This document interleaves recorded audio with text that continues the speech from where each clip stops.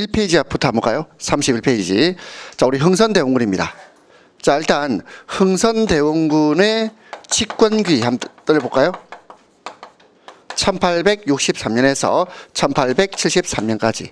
자, 이걸 왜 쓰냐면요. 자, 강화도 조약이 있기 전에 이미 흥선대원군은 물러났다. 지금 그 이야기를 하고 싶은 겁니다. 그렇죠? 자, 개항을 반대하는 쇄국 정책을 펴는 흥선대원군이 물러나고 강화도 조약이 체결됩니다. 자, 그리고 이 흥선대원군의 어떤 정책이라고 할까요? 자, 그 내용을 한번 보겠습니다. 자, 31페이지입니다. 자, 대내적으로는 자, 민생 안정 이게 목적이에요. 그렇죠? 그리고 왕권 강화. 그리고 대외적으로는 통상 수교를 거부합니다. 자, 대내적으로는 민생 안정, 왕권 강화. 특히 왕권 강화를 위해서 한 행동이 경복궁을 중건한 겁니다. 그렇죠?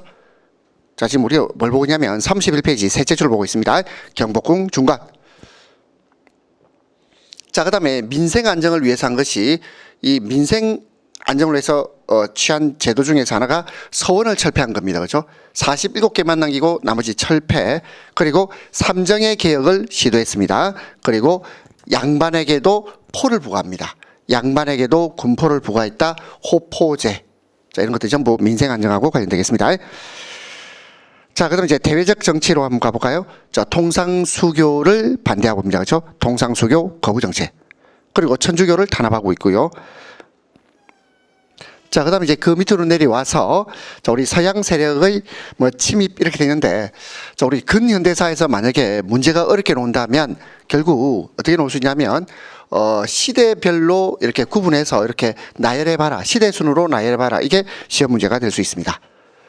자, 그럼 여러분들은 여태까지 나를 거쳐간 많은 사람들, 이거 시대 순으로 구분할 수 있습니까? 내 남자, 시대 순으로 구분 안 됩니까? 아, 된다고 하시네요. 그렇죠. 자, 예를 들면 10대부터 20대 후반까지 이 내가 거쳐갔던 남자들 다 쭉 한번 열거되지 않겠습니까? 이제 그런 것처럼 시대적 구분, 요게 중요합니다. 자, 봅시다. 1866년 어떤 일이 있었는지 볼까요? 31페이지. 자, 먼저 병인박해. 자, 그러면 이 병인박해는 흥선대원군 짓입니까? 고종 짓입니까? 자, 연도를 보시라니까요. 흥선대원군지다. 이게 지시란 말이 좀 그러네요. 흥선대원군이 어린 고종을 대신해서 섭정을 하고 있을 때 아닙니까? 그렇죠? 그러면 여기서 병인박해의 주체는 흥선대원군 이렇게 말할 수 있잖아. 그렇죠? 그렇게 말할 수 있다. 1866년 연도를 한번 확인해 봅니다. 자, 그래서 천주교 박해가 가장 심했을 때입니다. 병인박해. 자, 그러면 이 병인박해는 병인양요의 원인이 된다. 그렇죠? 원인이 됩니다. 하지만 병인박해 다음에 바로 병인양요 아니다. 그 다음에는 제너럴 셔먼호.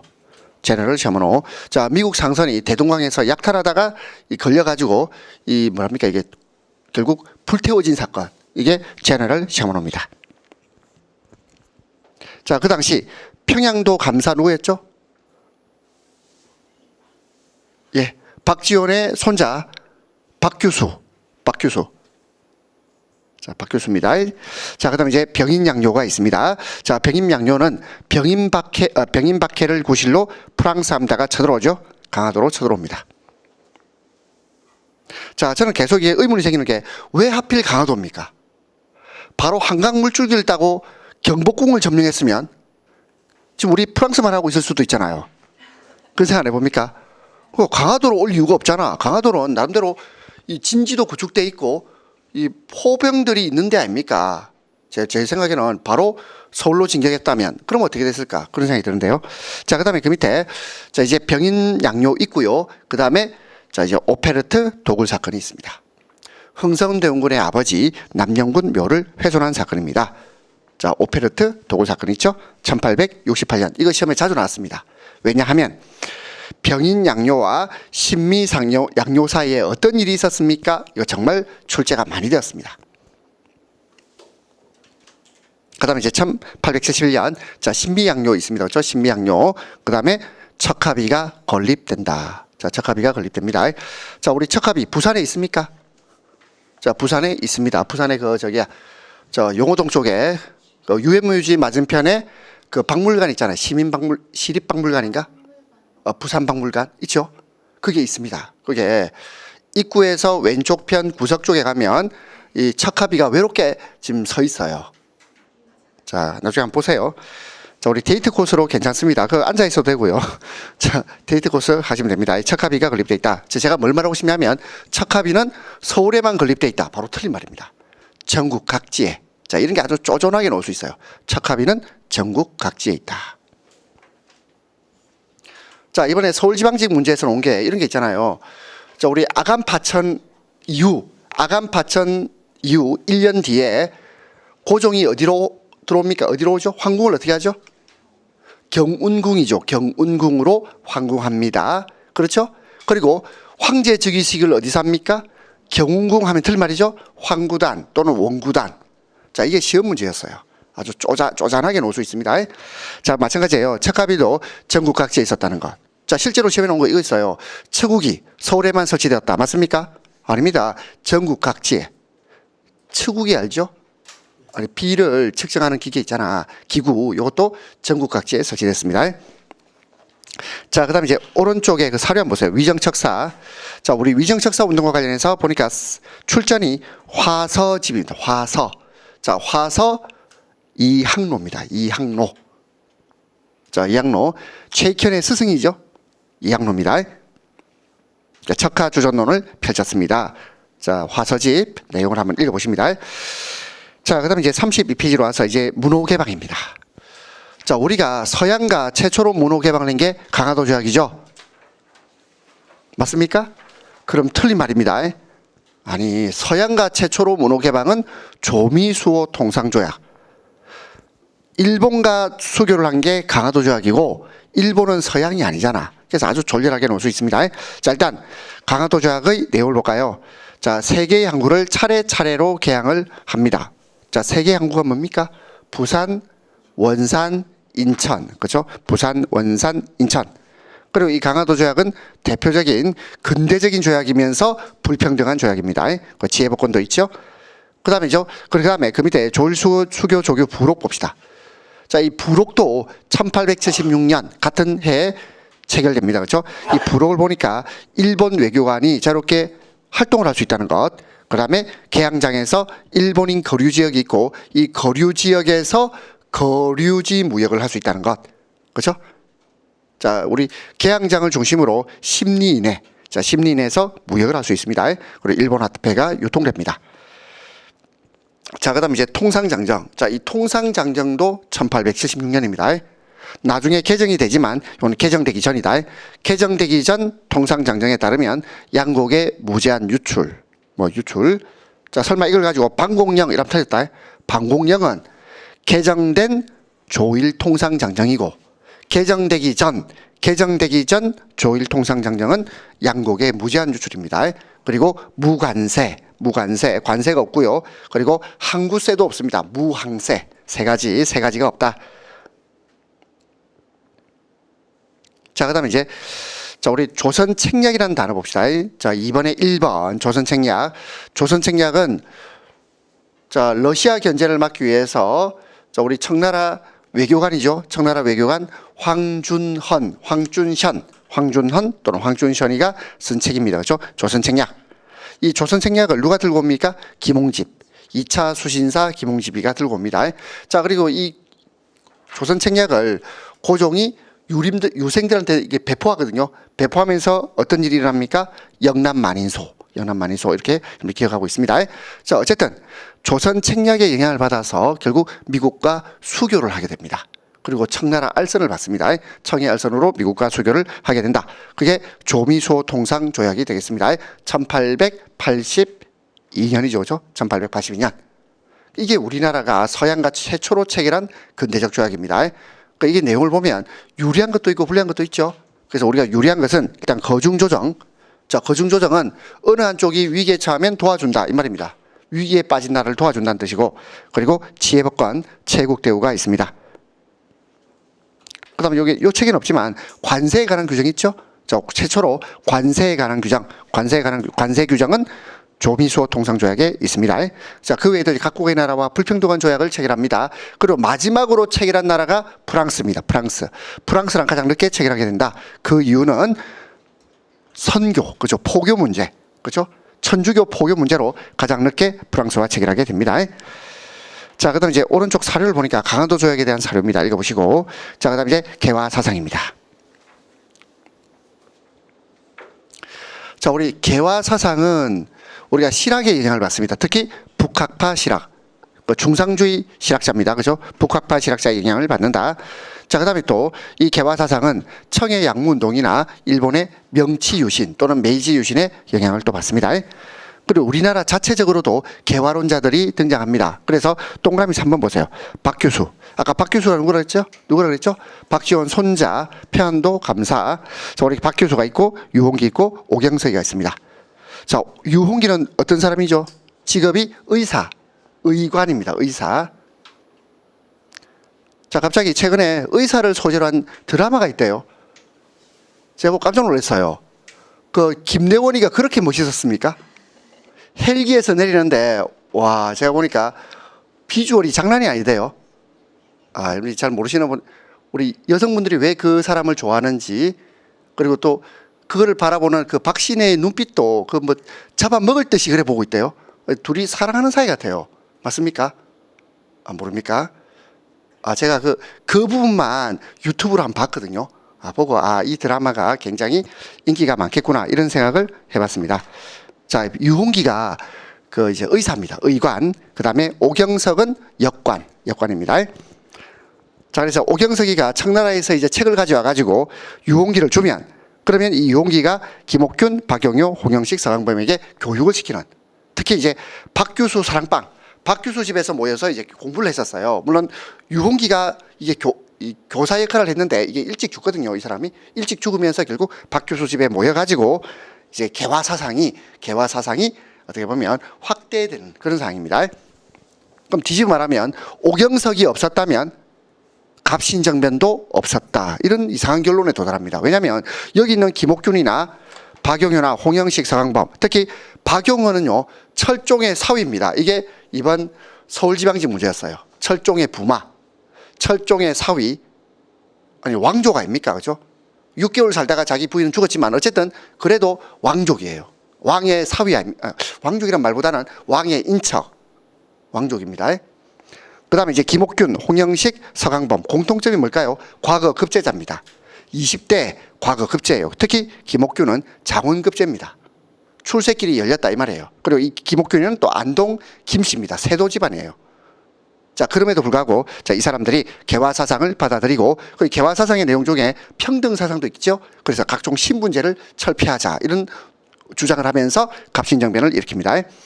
자, 그다음 이제 개화 사상은 둘로 쪼개집니다. 자, 보세요. 온건개화파와 급진개화파. 그럼 이 온건개화파는 누구랑 결탁합니까? 민씨정권. 자, 민씨정권과 결탁을 하고요. 그리고 급진개화파는 일본과 손을 잡습니다. 그래서 김옥균, 박용효, 서강범. 자, 근데 이제 실제로 정치적인 주도권을 누가 잡죠? 주도권은 온건개화파가 잡습니다. 그렇죠? 그러면서 급진개화파가 계속 수세에 몰리게 돼요. 그리고 이 온건개화파도 이제 개혁 정책을 펴니다. 그 대표적인 개혁 내용 볼까요? 동그라미 1번 별기군. 자, 신식군대 별기군을 창설합니다. 근데 이 별기군 창설이 결국 나중에 이모군란의 원인이 되기도 한다. 그 다음에 이제 일본에 수신사도 보내고, 자, 수신사 몇 차례 보냅니까? 3차례. 그렇죠? 1차 김기수, 2차 김옥균, 김홍집. 죄송합니다. 1차는 김기수, 2차는 김홍집, 3차는 박영효 이렇게 보냅니다. 그 다음에 조사시찰단. 자, 이 조사시찰단을 옛날에는 신사유람단이라고 불렀습니다. 그 다음에 청나라의 영선사를 파견했다. 다 잘 알고 있죠? 자, 그 다음에 이제 넘겨보겠습니다. 그 다음에 34페이지입니다. 이제 위정척사입니다. 자, 이 개화파 사상에 반대해서 위정척사 운동이 또 일어납니다. 그 위정척사는 성리학 이외의 다른 종교나 사상이나 학문을 전부 이단, 사학으로 배척하죠. 그죠? 그래서 위정척사입니다. 그래서 그 전개 과정, 이거 출제 가능성이 높습니다. 1860년대부터 90년대까지. 자, 순서대로 기억합시다. 1860년대는 통상 반대, 70년대는 개항 반대, 80년대는 개화 반대, 90년대는 결국 항일 의병 운동으로 확대된다. 그렇죠? 자, 그러면 의병 운동은 다시 어떤 단계를 거칩니까? 의병 운동은 을미 의병부터 시작하죠. 그렇죠? 을미 의병, 그 다음에 을사의병, 그 다음에 정미의병. 이렇게 여러분이 기억하시면 되겠습니다. 을미, 을사, 정미의병. 그 다음에 또 13도 창의군, 그리고 뭐 서울 진공작전, 그리고 뭐 남한 대토벌. 자, 이 말 자체가 좀 마음에 들진 않죠. 이 토벌을 한다, 뭐 누구를 토벌하는데, 이 주체가 누굽니까? 일본입니다. 일본. 일본이 삼남 지역에 있는 우리 의병운동을 완전히 진압을 하는 그런 내용이 남한 대토벌 작전이라고 표현하고 있습니다. 자, 이런 과정을 거친다는 것. 자, 그 다음에 이제 34페이지 사료 한번 볼까요? 여러분이 외양일체론, 요거 시험에 자주 나옵니다. 자, 외양일체론을 최익현이가 올릴 당시 지금 어떤 일이 일어나려고 하고 있습니까? 외양일체론. 외나 서양이나 한 몸 똑같다, 이런 말 아닙니까? 그러니까 일본한테 문호를 개방하지 말자. 다른 말로 강화도 조약이 체결될 즈음, 강화도 조약이 체결될 즈음 외양일체론이 일어난다. 그렇죠? 읽어봅니다. 자, 그 다음에 이제 35페이지 이모군란입니다. 이모군란의 원인이 이번 지방직 문제였습니다. 이모군란의 원인 뭐죠? 구식군대에 대한 차별 대우. 그럼 이 구식군대가 도시 하층민입니다. 그래서 도시 하층민들이 개화 정책에 반대했다, 뭐 이런 식으로 이해할 수 있습니다. 자, 이모군란의 원인. 자, 그래서 이제 전개 과정을 보니까 구식군대가 폭동을 일으켰고, 그리고 도시 하층민이 가담을 합니다. 그리고 흥선대원군이 일시적으로 재집권을 하죠. 하지만 결국 청에 압송된다. 그럼 결국 뭐냐면 이모군란은 청의 간섭으로 실패로, 뭐 실패라는 말보다는 청의 간섭으로 이게 결과가 이렇게 끝납니다. 그리고 이모군란의 결과 두 차례의 조약이 체결됩니다. 뭐가 있죠? 제불포 조약하고 그 다음에 조청 상민 수륙 무역 장정 두 가지가 있습니다. 자, 지금 처음 공부하시는 분은 이모군란 하면 제불포 조약, 조청 상민 수륙 무역 장정 두 가지를 자꾸 기억을 하세요. 그리고 제불포 조약은 맨 마지막 줄에 나오죠. 일본에 배상금을 물어줍니다. 왜 배상금을 물어줘? 일본 공사관이 불타거든요. 일본 공사관이 불타고 일본인 교관을 우리가 죽입니다. 호리모토를 죽여버리거든. 그러니까 일본 공사관이 불타고 일본 교관이 죽는 바람에 우리가 그에 대해서 배상금을 물어주고, 또 일본 군인이, 군대가 이 공사관을 경비를 설 수 있도록 군대 주둔을 허락하게 됩니다. 자, 그 다음에 이제 그 바로 위에 조청상민 수륙 무역 장정은 이건 어떤 의미냐면 우리가 조선이 청의 속방임을 인정하는 그런 조약입니다. 그러니까 조약이라는 말 쓸 수가 없죠. 장정이라고 돼 있잖아. 장정은 뭐냐면 대등하지 않다, 이런 뜻이에요. 조약은 대등한 나라끼리 체결하는 게 조약이잖아. 근데 청나라가 굳이 제목을 장정이라고 말한 이유는 청이 우월하고 우리가 그 밑에 종속돼 있다, 그걸 말하기 위해서 장정이라고 합니다.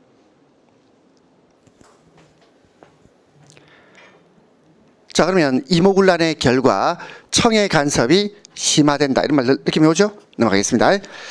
자, 그 다음에 이제 갑신정변이 되겠습니다. 자, 갑신정변은 일단 급진개합파가 지금 정치적인 위기에 놓였어요. 수세에 빠졌습니다. 그리고 청의 영향력이 살짝 이제 감소하는 추세입니다. 그죠? 청나라 군대의 절반이 지금 청푸 전쟁 때문에 베트남으로 이동하는 그런 상황입니다.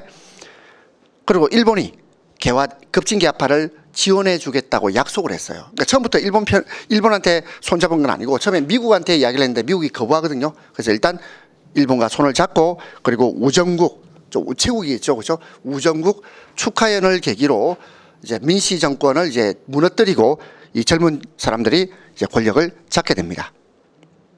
전부 20대고요. 저기 누구야? 김옥균만 30대입니다. 그러니까 30대 거의 대부분 20대. 자, 권력을 잡죠. 그리고 14개조 개혁 정강을 발표하는데 그 내용을 보세요. 내용을 보니까 평등권을 이야기해요. 평등. 신분 차별 폐지, 그죠? 신분제 폐지, 각종 차별 폐지.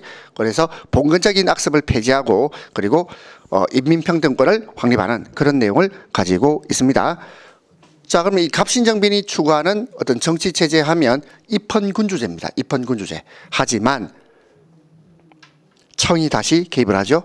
청이 개입해서 결국 3일 만에 정권은 끝나게 됩니다. 그래서 원래 3일 천하라는 말 써요. 3일 만에 끝난다.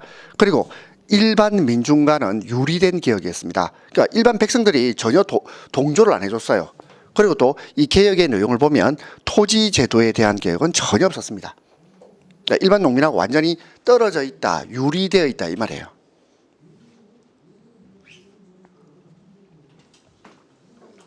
그리고 갑신정변의 결과 이것도 조약이 두 개가 체결됩니다. 하나는 한성조약, 또 하나는 텐징조약. 자, 우리 책에는 텐진조약 나와 있는데 한번 볼까요? 밑에서 셋째 줄 텐진조약. 자, 우리 텐진조약은요, 이게 외교전에서 일본이 승리한 거예요. 왜냐하면 청에 의해서 일본 세력이 눌러진 거거든. 근데 텐진조약의 내용을 보면 대등하게 조약이 체결됩니다. 청과 일본 간에 대등하게 조약이 체결되고, 그리고 각각의 군대가 서로 철군을 하고, 그리고 나중에 파병을 할 때는 사전에 통보하도록 이렇게 규정을 둔 겁니다. 그래서 뭐라고 설명되는지 보세요. 밑에서 셋째 줄, 일본은 청과 대등한 동등한 파병권을 획득했다는 말이죠. 일본이 외교를 잘했다 이 말입니다. 자, 그다음에 이제 조선 중립화론이 대두가 되고 있죠. 자, 독일인 부들러, 그리고 우리나라 육일준 넘어갑니다. 자, 그럼 이제 오른쪽으로 와서 이제 갑오을미개혁. 자, 뭉뚱그려서 갑오을미개혁의 내용을 보겠습니다. 자, 우리 갑오개혁은 1차 개혁과 2차 개혁이 있어요. 그럼 1차, 2차로 나누는 기준이 뭡니까? 자, 1차는 1894년, 2차는 1895년이죠. 그 기준은 뭐냐면 1차 때는 군국 기무처에서 개혁을 했었어요. 그리고 일본의 영향이 상대적으로 줄어들어 있는 상태입니다. 하지만 2차 개혁 때는 일본이 적극적으로 간섭을 합니다. 왜요? 청일전쟁에서 일본이 승기를 잡았거든. 그러니까 이제 여유를 가지고 우리 내정 간섭을 하기 시작했다 이 말입니다. 자, 그래서 1차 개혁 봅시다. 1차 갑오개혁. 자, 군국기무처가 주도를 하고 있습니다. 그리고 1894년 과거제가 폐지돼요. 자, 1894년 과거제 폐지, 그리고 신분제 폐지.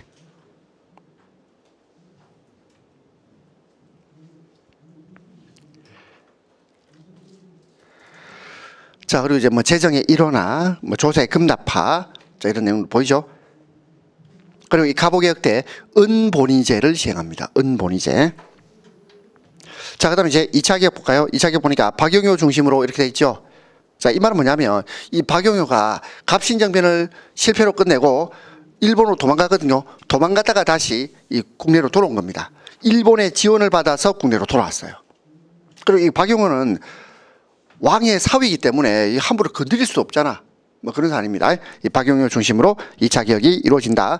그리고 1895년 자, 고종이 홍범 14조를 반포합니다. 뭐 발표한다 이래 되고, 홍범 14조는 우리나라 최초의 근대적인 헌법 뭐 이렇게 생각하면 돼요. 홍범 14조. 그리고 각종 행정조직을 개편하는 것이 2차 개혁입니다. 행정조직을 개편하고 있습니다. 그리고 수령의 권한을 약화시켜 놓습니다. 그래서 보세요. 사법권과 행정권을 분리한다 이 말 있죠. 그 전까지만 해도 수령이 사법권과 행정권을 통합하고 있었거든. 근데 이걸 분리해서 수령의 권한을 약화시킨다는 것. 그 다음에 이제 3차 개혁. 자, 이 3차 개혁은 을미개혁을 말합니다. 그래서 보통 갑오을미개혁 이렇게 한 단어처럼 씁니다. 그리고 을미개혁은 을미사변 직후. 자, 을미사변이 뭐죠? 명성황후 시해 사건. 그 일본인이 부를 때는 여우사냥. 그렇죠. 여우사냥이라고 작전명이 여우사냥입니다. 그래서 어쨌든 이 을미개혁은 자, 친일내각이 수립되고요. 그리고 단발령이 선포가 됩니다. 단발령. 그리고 고종이 먼저 머리를 자릅니다. 머리카락 자르고요. 그 태양력, 종루법, 그 다음에 우편사무, 그 소학교 설치 쭉 한번 읽어봅니다. 자, 그럼 보세요. 갑오을미개혁은 일본의 간섭을 받은 겁니까? 우리가 자주적으로 한 겁니까? 자, 우리나라 최초의 근대적인 개혁들이 전부 간섭을 받았다 이렇게 말하면 뭐 우리 역사가 좀 애매해지는 거 아닙니까? 그러니까 이제 그런 말 잘 안 씁니다. 그러니까 뭐냐면 일본의 일부 간섭을 받았지만 우리도 독자적으로 개혁을 하려고 했었다. 그러니까 논조를 그렇게 만들어야 돼요.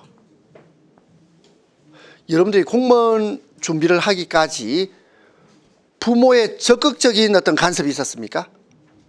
그래요? 부모가 시킨 대로 하다 보니까 여기까지 온 겁니까? 그러면 여러분들이 병신되는 거 아닙니까? 물론 부모가 많이 권했다 하더라도 우리가 그렇게 말하지 않잖아. 부모의 일부 권유가 있었지만 내 스스로의 자각도 있었다. 뭐 이런 식으로 이야기하잖아요. 똑같은 논리입니다. 갑오을미개혁은 일본의 간섭은 있었습니다만은 또 내부적으로는 스스로 우리 내부적으로 개혁 의지가 있었다. 이렇게 정리를 하셔야 되겠습니다. 자, 그다음 이제 통학농민운동. 자, 1894년이죠. 자, 우리 통학농민운동과 관련해서는 처음에는 교조신혼운동에서 시작됩니다. 그리고 그 전에는 이 어떻게 보면 이 뭐랄까요, 지방 간의 횡포, 지방 간의 수탈에 대항해서 이제 등장하지요. 그죠? 자, 쭉 읽어봅니다. 자, 그래서 자, 통학농민운동에서 자, 공주 3내 집회 있죠? 자, 교조신혼운동으로 시작된다. 그러다가 이제 점차 정치적인 색채를 띱니다. 정치적 색채를 띤 집회가 이게 보은 집회입니다. 자, 38페이지 여섯째 줄 보은 집회 있죠? 이 보은 집회부터 정치적 색채를 띠게 된다. 자, 그다음에 이제 통학농민운동에서 우리가 1차 통학농민운동 직전에 무슨 일이 있냐면 고부 농민봉기가 있습니다. 고부밀란. 그러니까 고부군수 조뱅가부 행포에 대해서 자, 우리 전봉준이 주도해서 자, 우리 고부밀란이 일어납니다. 자, 그다음에 이 고부밀란의 결과 조정에서는 뭘 보냅니까? 안핵사를 보냅니다. 그렇죠? 백성들의 마음을 어루만지는, 그래서 사태를 진정시키는 안핵사를 보내는데 이 안핵사 이용태가 오히려 또 이 농민들을 탄압을 해요. 탄압을 하고 결국 농민 운동이 일어납니다. 자, 이게 1차 봉기. 자, 동그라미 2번 1차 봉기 보니까 백산에 모였죠. 그리고 황토연 전투, 그리고 황용천 전투에서 이깁니다. 그리고 전주성을 점령하고 전주 화약을 맺습니다. 우리 통학농민운동의 순서 기억해야 되죠? 자, 1차 봉기 때는 전부 다 승리를 합니다. 그 전주성도 점령하고 그리고 전주 화약을 체결합니다. 자, 우리가 전주 화약을 체결한 원인이 뭐겠습니까? 민씨 정권이 청해 군대 파견을 요청했거든요. 그러니까 외세가 들어오고 있어요. 그리고 청해 군대가 들어온과 동시에 일본 군대도 들어옵니다. 그래서 부랴부랴 우리 조정하고 그리고 농민들 사이에서는 자, 우리 전주화약이 체결됩니다. 그 전주화약 체결의 결과 이 농민들은 직강소를 설치해서 자치적인 개혁을 하고요. 그리고 조선 정부는 뭘 합니까? 교정청을 설치합니다. 교정청. 조선 정부는 교정청을 설치하게 됩니다. 그런데 일본이 경복궁을 기습적으로 점령을 해요. 경복궁 기습 점령. 이게 어딘데 그런 말이 어디 있습니까? 동그라미 3번 볼까요? 자, 동그라미 3번 2차 봉기에서 일본의 침략이 본격화 된다 이 말 있죠. 이게 일본이 경복궁을 기습 점령하고 그리고 고종을 위협합니다. 자, 그리고 이제 농민들의 2차 봉기가 일어납니다. 그래서 농민들의 2차 봉기가 일어났지만 자, 공주 우검치에서 패배를 하게 되고 결국 통학농민운동은 막을 내리게 됩니다. 자, 그다음 이제 오른쪽 사료를 보니까 통학농민군의 4대 강령 있죠? 우리 첫 번째 한번 읽어봅시다. 사람을 죽이지 말고 가축을 잡아먹지 말라. 이 가축은 소입니다. 소를 잡아먹지 말라 이 말이고요. 자, 네 번째 보세요. 군대를 몰고 가서 서울로 가서 자, 권세가와 그 귀족들을 모두 죽여 없앤다. 뭐 도륙을 낸다 이런 말로 오거든요. 자, 이게 통학농민군의 4대 강령이 되겠습니다. 자, 그다음 이제 오른쪽으로 와서 이제 독립협회와 만민공동회 봅시다. 자, 먼저 독립협회. 자, 독립협회가 만들어질 즈음 고종은 어디 있었습니까? 러시아 공사관. 이걸 아간파천이라 그러죠. 그리고 아간파천 때 우리 고종이 러시아에 여러 가지 이권을 줍니다. 이권. 근데 이권을 주면 서양 열강 중에 어느 한 나라에 이권을 주면 다른 나라에도 똑같이 줘야 되잖아. 그걸 뭐라 그러죠? 최국 대우조항. 최국 대우조항에 의해서 아간파천 이후 열강의 이권 침탈이 본격화됩니다. 자, 그리고 이제 미국에 건너간 서재필 씨, 이 서재필 씨가 의사 자격증을 따오죠. 저 의사로서 활동을 하고, 그리고 또,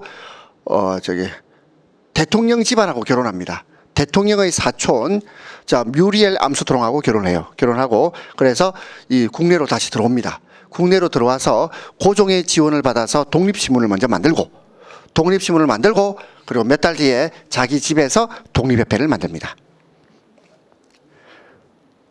자, 그리고 이제 서재필 씨는 어떠냐 하냐면 갑신정변 때 실패한 이유가 민중들이 어리석어서, 아까 중후정치라는 말도 썼지만 민중들이 어리석어서 갑신정변이 실패로 끝났다라고 원인 분석을 합니다. 그래서 민중계몽운동에 힘씁니다. 그래서 또 이번에 1번 민중계몽, 그 독립문 그 다음에 강연회와 토론회, 그리고 독립신문 발간합니다. 자, 그리고 이제 우리 독립협회 활동 중에서 보면 정부 관리와 함께 이 뭐랍니까 이게 토론회를 개최해요. 그게 관민공동회입니다. 그리고 이 관민공동회에서 헌의 6조, 헌의란 말은 뭐냐면 고종에게 이 의안을 바친다. 헌자가 바친다라는 뜻이거든. 그래서 6개 조항을 바치기 위해서 헌의 6조를 만들어요. 그리고 고종이 이를 수락합니다. 자, 근데 그럼 헌의 6조 내용이 뭐가 있었겠습니까? 이게 입헌군주제를 지향하거든요. 입헌군주제, 군주권을 제한한다. 입헌군주제를 지향합니다. 자, 근데 이 독립협회 활동에 대해서 수구파 대표적으로 조병식, 자, 수구파 관리들이 모함을 합니다. 그래서 익명서 사건이 일어나고요. 모함을 받은 독립협회는 고종의 강제해산 명령에 의해서 결국 만민공동회 해체, 독립협회 해체 이렇게 끝납니다. 그리고 독립협회와 함께 활동했던 황국중앙총상회도 해체. 자, 하지만 독립협회 활동은 의미가 있었죠. 자주국권, 자유민권, 자강개혁운동이 일어납니다. 그 다음에 이제 오른쪽에 헌의 6조 한번 읽어보시고요. 자, 그 다음에 이제 대한제국과 강무개혁입니다. 자, 그러면 이 대한제국의 수립은 독립협회가 있을 때입니까? 독립협회가 해체되고 난 뒤일까요? 독립협회가 있을 때입니다. 그렇죠? 독립협회가 있을 때 대한제국이 수립됩니다. 그래서 고종이 경궁으로 항궁한단 말이죠. 경복궁 아닙니다. 경복궁은 자기 부인이 살해당한 장소잖아. 가족이 그러니까 자기 아내가 무참히 죽은 장소이기 때문에 그쪽으로 하지 않고 경운궁으로 갑니다. 경운궁. 자, 경궁은 옛날 이름 뭐죠, 이거? 덕수궁 아닙니까? 덕수궁. 그죠? 덕수궁. 지금은 뭐 덕수궁이라는 말보다 경궁이라는 말 더 자주 쓰죠? 모릅니까? 아, 덕수궁 돌람길. 그 옛날 이야기고요. 지금은 경궁하고 덕수 같은 말 아닌가? 몰라요? 자, 같은 말 맞죠? 예, 같은 말 맞습니다. 예. 자, 좀 생소하신 것 같네요. 우리 촌팔 좀 날리죠? 자, 우리 서울에 언제 가봤습니까? 안 가본 지 좀 되지 않나요? 아, 시험 치러 갔다가 새벽차로 갔다가 저녁에 내려오는, 예, 참 그렇죠. 서울에 서울의 명소 가본 데 있습니까? 뭐 남산? 그다음에 저 잠실의 롯데월드, 코엑스, 63빌딩. 진짜 촌발 날린다는 느낌 안 듭니까? 예, 죄송합니다. 자, 어쨌든 저도 서울에 몇 번 못 가보거든요. 예. 자, 봅시다. 어쨌든 고종이 경으로 황궁을 했습니다. 그리고 그 밑에 보세요. 대한국국제. 자, 우리 대한국국제는 뭐냐면 전제 황권을 강조해요. 황제의 권한은 절대적이다 이 말이거든.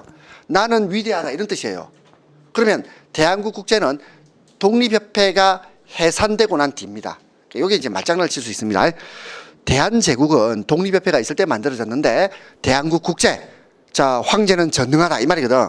이 황제의 황권이 무한함을 강조했던 대한국국제는 독립협회가 해산된 이후. 자, 그래서 국호를 대한제국, 연호를 광무라고 했지요. 그 다음에 이 광무개혁, 이 대한제국의 개혁입니다.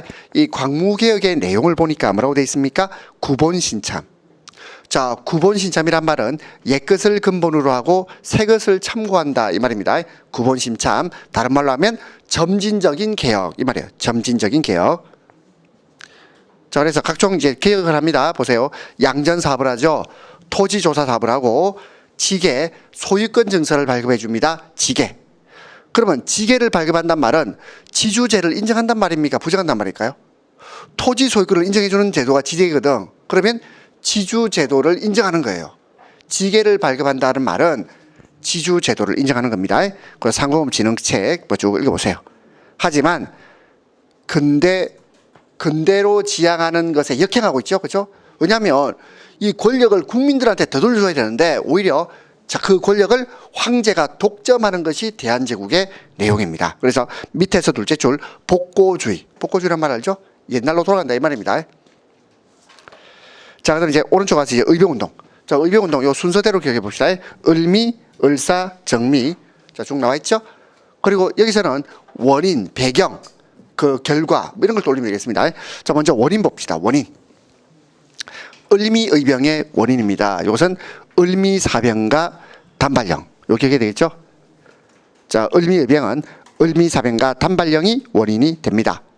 그러니까 단발령이라는 말이 결국 유생들한테 머리카락을 잘라라 이 말 아닙니까? 그럼 머리카락은 못 자르고 머리는 자를 수 있죠. 뭔 소리입니까? 머리는 잘라도 머리카락은 못 자른다 이렇게 말했잖아. 유생들이 들고 일어난다. 보세요. 유인석, 이송, 유생들이 주도적으로 일어납니다.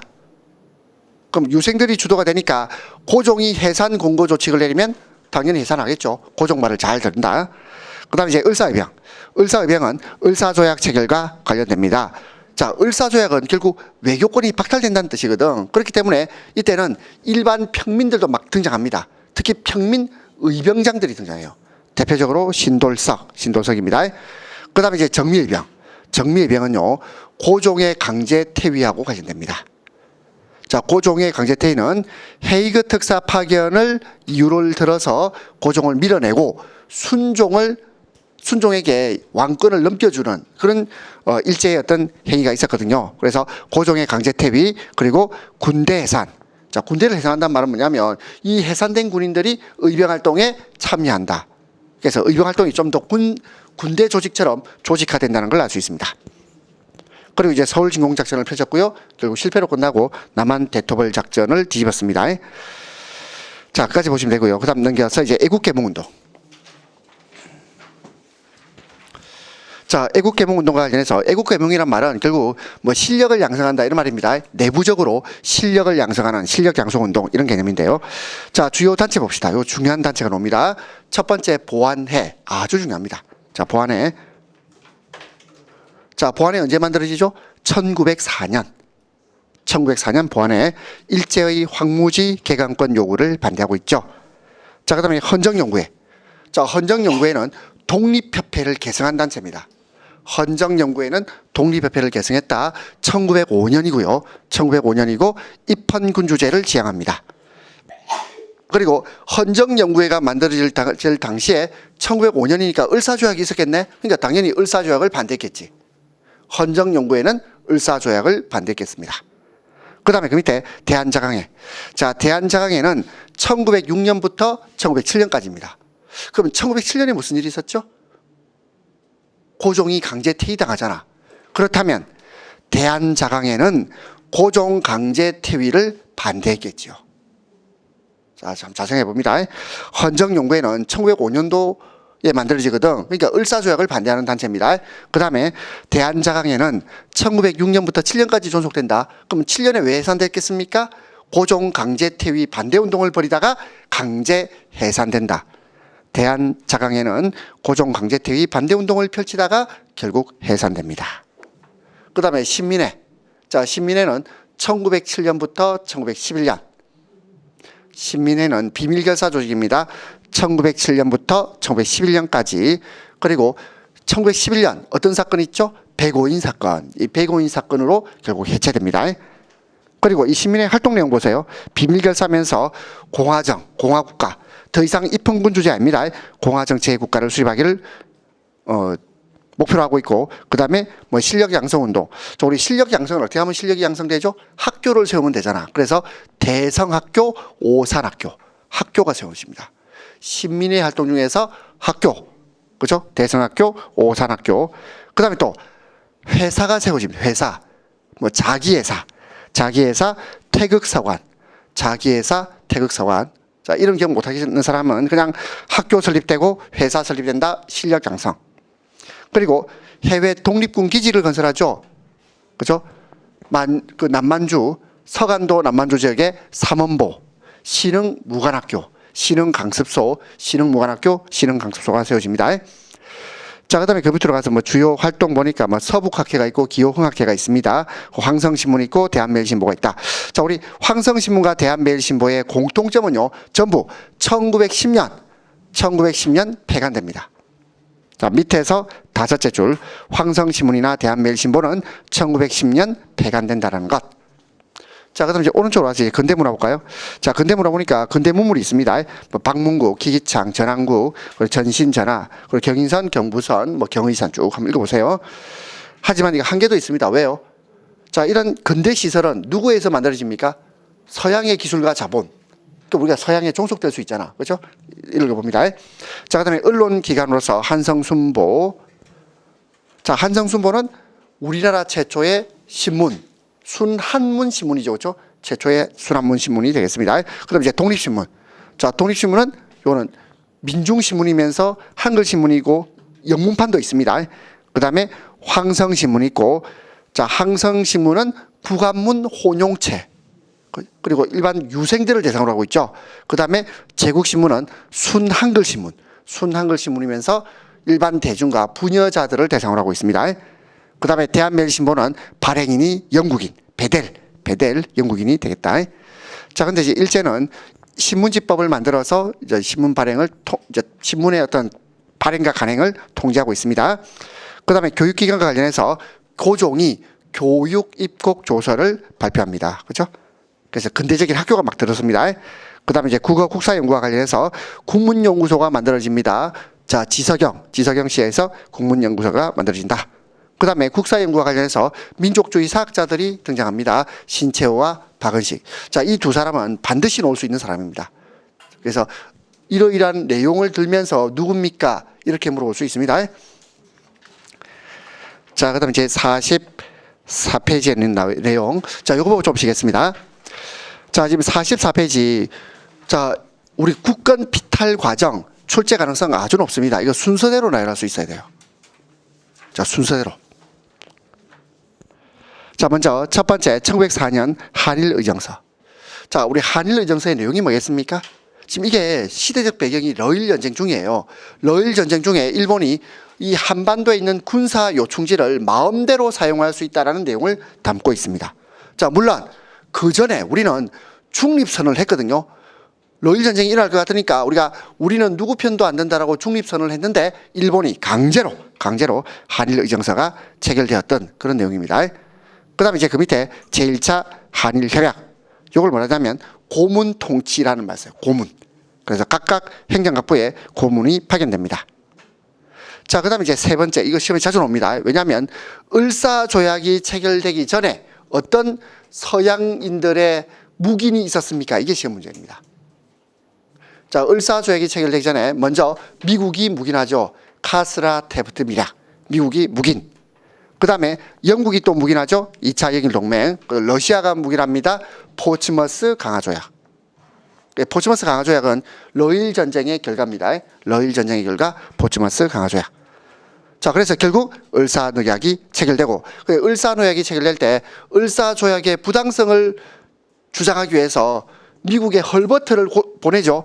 헐버트를 보내지만 미국 대통령은 만나주지 않습니다. 왜요? 카스라 테프트 미락을 해놨잖아. 그 말입니다. 자, 그래서 이 외교권이 박탈되는 을사조약은 자, 우리나라의 어떤 국권이 뺏기는 이제 어떤 시발점이 될 것이고요. 그리고 통감부가 설치됩니다. 통감부.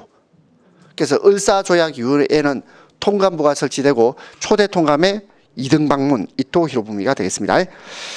자, 그 다음에 이제 1907년 헤이그 특사 파견을 합니다. 그죠? 헤이그 특사 파견. 하지만 이것이 고종의 퇴위에 명분을 제공하게 되고, 그 다음에 3차 한일협약. 뭐 요 말보다는 한일신협약 또는 정미칠조약 이렇게 더 많이 하죠. 그래서 일본인 차관이 임명됩니다. 차관 통치라고 한다.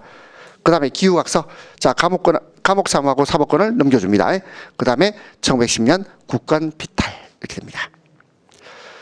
자, 이거 순서대로 우리 쭉 나열할 수 있도록, 특히 을사조약 직전 서양 열강들의 묵인 요 개념을 꼭 이해를 하시면 좋겠습니다. 자, 우리 10분 쉬었다가 계속 이제 무단 통치와 토지 조사 사업을 보겠습니다.